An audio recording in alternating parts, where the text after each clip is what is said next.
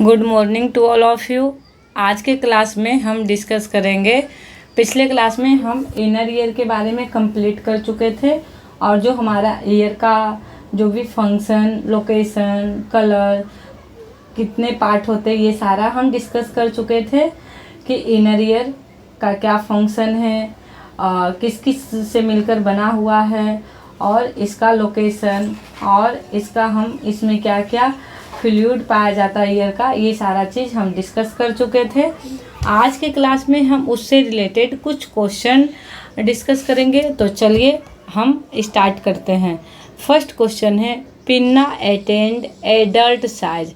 जो पिन्ना हमारा है वो पिन्ना अटेंड जो एडल्ट है वो एडल्ट साइज कब हो जाता है? वो हमारा हो जाता है 8 से 9 ईयर में। अगर 8 से कम है, 7 से 8 या 7 के बीच में या फिर 7 से कम है तो उसको हम किस में काउंट करेंगे? वो हमारा इन्फेंट या चाइल्ड पिन्ना हो जाएगा। नेक्स्ट हमारा है, not include in bony labyrinth. That means जो हमारा बोनी लेवरेंथ है वो किस में इंक्लूडेड नहीं है? तो वो हमारा किस में इंक्लूडेड नहीं है? सेमी सर्कुलर डक्ट में हमारा बोनी लेवरेंथ इंक्लूडेड नहीं है। नेक्स्ट हम देखते हैं, नेक्स्ट क्वेश्चन है, ईस्टर्न ट्यूब ओपन इनटू। जो ईस्टर्न ट्यूब है वो कहाँ ओपन होता है? हमारे ईयर का कौन से पार्ट में, कौन से भाग में जो ईस्टर्न ट्यूब है वो ओपन होता है? तो ये हमारा ओपन होता है नेजोफेरेंक्स में। नेजोफेरेंक्स किसका पार्ट है? मिडिल ईयर का पार्ट है। जो हमारा कान का बीच वाला भाग होता है उसमें नेजोफेरेंक्स होता है। नेक्स्ट है, crus commune is the part of. जो क्रस कमसिस है वो किसका पार्ट है? वो हमारा सेमी सर्कुलर कैनाल का पार्ट है। नेक्स्ट क्वेश्चन है, fetus start the hearing in which age in intrauterine life. जो फीटस है वो हेयरिंग करना कब स्टार्ट कर देता है? कहाँ पे? इंट्रायूट्राइन लाइफ में।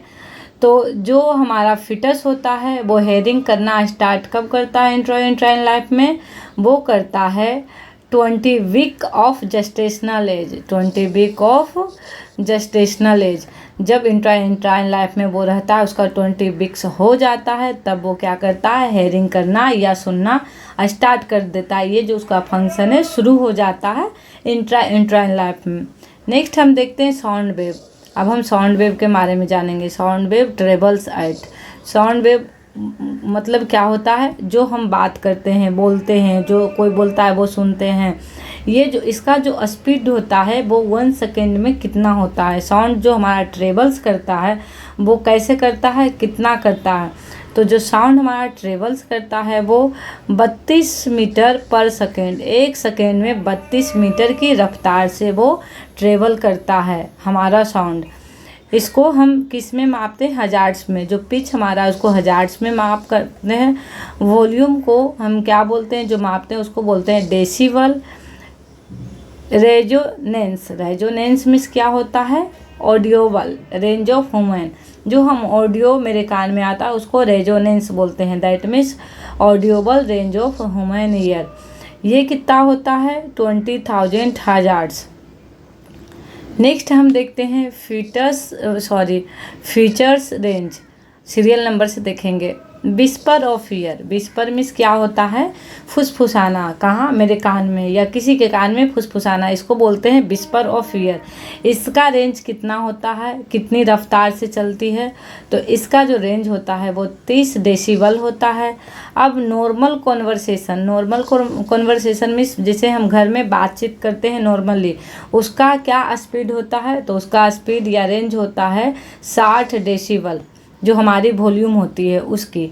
शॉर्टिंग मीन्स होता है चिल्लाना या ज़ोर से बोलना, उसको हम बोलते हैं 8 डेसिबल। उसकी जो रेंज होती है उस वॉल्यूम के वो होती है 8 डेसिबल।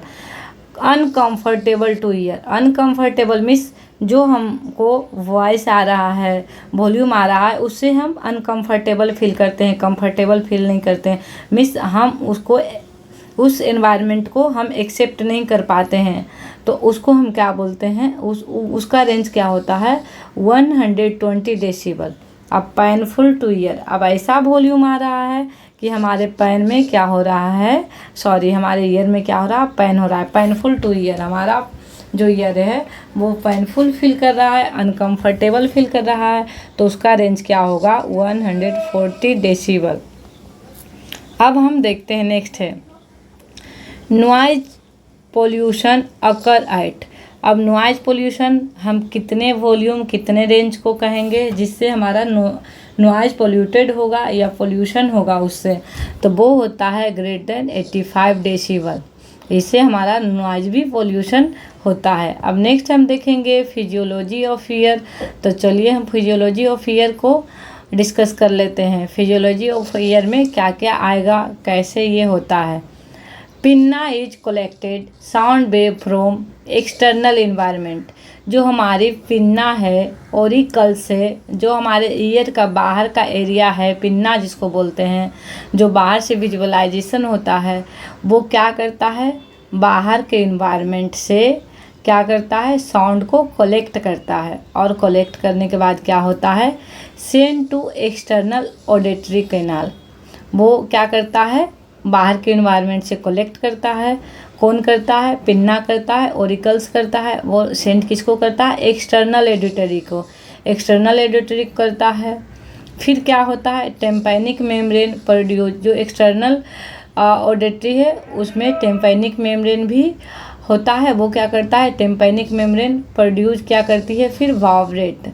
जब ये एक्सटर्नल ऑडिटरी को कैनाल को सेंड करता है तब क्या होता है टेम्पैनिक मेम्ब्रेन प्रोड्यूस क्या करती है vibrate. That vibrate send two year ossicles. That means क्या होता है जो वाइब्रेट होता है वो सेंड किसको करता है ईयर ओसिकल्स। ईयर ओसिकल्स हमारा कहाँ प्रेजेंट होता है, year ossicles, ossicles means bone होता है, और ईयर ओसिकल्स हमारा कहाँ प्रेजेंट होता है, तो वो हमारा मिडिल ईयर में प्रेजेंट होता है। ईयर का मिडिल पार्ट में हमारा ओसिकल्स प्रेजेंट होता है जिसको हम मिडिल ईयर्स बोलते हैं।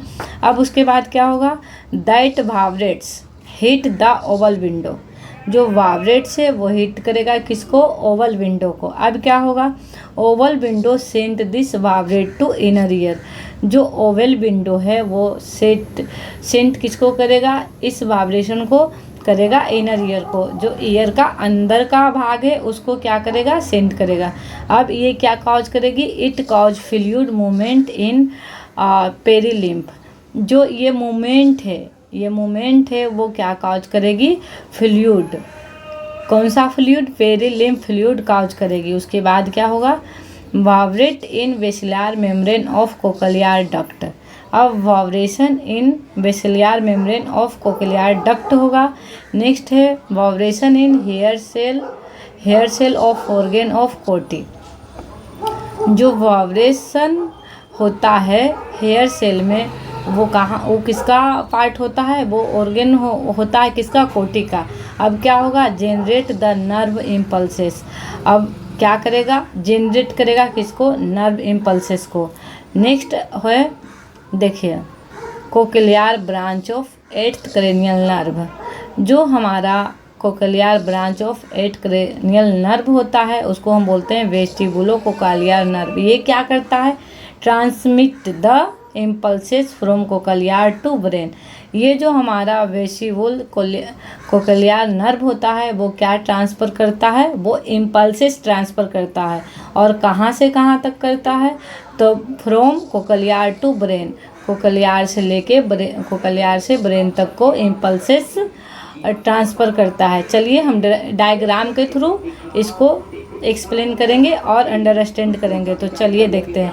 ये हमारा पिन्ना है जो हमारा, इसको हम ओरिकल्स भी बोलते हैं, जो हमारा ईयर का बाहर का भाग होता है। बाहर का भाग होता है ये क्या करता है बाहर के इन्वायरमेंट से साउंड कलेक्ट करता है। बाहर के इन्वायरमेंट से ये क्या करता है साउंड कलेक्ट करता है। उसके बाद कहाँ जाता है ईएससी में। ईएससी मीन्स होता है एक्सटर्नल ऑडिटरी कैनाल। और ये किसको सेंड करता है हमारा यहाँ से जाता है और ये टिम्पैनिक मेम्ब्रेन को सेंड करता है। फिर टिम्पैनिक मेम्ब्रेन से कहाँ आता है ये ईयर ओसिकल्स जो हमारा ईयर का मिडिल पार्ट है, मिडिल ईयर है, उसको सेंड करता है। और यहाँ से कहाँ जाता है, ये ओबल विंडो में जाता है। ओबल विंडो से कहाँ आता है, इनर ईयर में। ये हमारा हेयरिंग का प्रोसेस है, जो हमारा ईयर का साउंड है, जो बाहर से साउंड अंदर आती है और अंदर से इधर से निकलती है। ये हमारा प्रोसेस है ईयर का, मिस हेयरिंग का प्रोसेस है। तो चलिए नेक्स्ट देखते हैं। ऑडिटरी सेंटर जो होता है वो कहाँ होता है, टेम्पोरल लोब सेरिबेरम में। अब नेक्स्ट हम देखते हैं डायग्नोस्टिक एवैल्यूएशन। जो डायग्नोस्टिक एवैल्यूएशन होता है, तो चलिए देखते हैं। डायग्नोस्टिक एवैल्यूएशन में पहला क्या आता है, ओटोस्कोपिक एग्जामिनेशन। जो ओटोस्कोपिक एग्जामिनेशन होता है उसका ये डायग्राम है। ओटोस्कोपिक एग्जामिनेशन का ये डायग्राम है। तो हम चलिए 1 बाय 1, ये एक इंस्ट्रूमेंट होता है जिससे हम अपने ईयर को एग्जामिनेशन करते हैं ओटोस्कोपी द्वारा। तो ये जो ओटोस्कोप है, ओटोस्कोप इंस्ट्रूमेंट है, इसका कब हम यूज करते हैं, किस लिए यूज करते हैं, तो चलिए अपन देखते हैं। To examination to use the external auditory canal and tympanic membrane. जो ओटोस्कोप इंस्ट्रूमेंट है उसको हम किस लिए यूज करते हैं, to examination external auditory canal and tympanic membrane. External auditory canal और टेम्पैनिक मेम्ब्रेन को एग्जामिनेशन करने के लिए ओटोस्कोप इंस्ट्रूमेंट को हम यूज में लेते हैं या फिर अप्लाई करते हैं या यूज करते हैं। नेक्स्ट है otoscope held in right hand of examine. कहने का मतलब ये है कि जो ओटोस्कोप इंस्ट्रूमेंट है उसको हम एग्जामिनेशन करने के लिए जब पकड़ते हैं, होल्ड करते हैं, तो उसको हम राइट हैंड से करते हैं, ना कि लेफ़्ट हैंड से। इसलिए हम राइट हैंड से करते हैं ताकि बैलेंस बना हुआ रहे। अगर लेफ़्ट हैंड से करेंगे तो वो अनबैलेंस रहेगा, बैलेंस में नहीं रहेगा। इसलिए हम राइट हैंड से उसको होल्ड करते हैं या कैप्ट करते हैं या फिर पकड़ते हैं, फिर उसके बाद उसको एग्जामिनेशन करते हैं। अब नेक्स्ट है never inserting the otoscope blindly forcefully in the year. कोई ओटोस्कोप को ब्लाइंडली फोर्सफुली हम ईयर के अंदर इंसर्ट नहीं कभी करना चाहिए। नेक्स्ट है if the blindly insert the otoscope in year the face the problem. अगर आप ब्लाइंडली या फोर्सफुली ओटोस्कोप को ईयर के अंदर इंसर्ट करते हैं तो आपको प्रॉब्लम फेस करना पड़ेगा या फिर करना होता है। तो क्या प्रॉब्लम फेस करना होता है, परफोरेशन ऑफ ईयर। आपकी ईयर में परफोरेशन हो सकता है, ईयर डैमेज हो सकता है, आपका टेम्पैनिक मेम्ब्रेन रप्चर भी हो सकता है। तो चलिए आज हम यहाँ तक ही पढ़ेंगे। नेक्स्ट क्लास में हम डिस्कस करेंगे ओटाइटिस मीडिया के बारे में। आज तक यहीं तक ठीक है। तो चलिए मिलते हैं नेक्स्ट क्लास के साथ। Thank you all of you.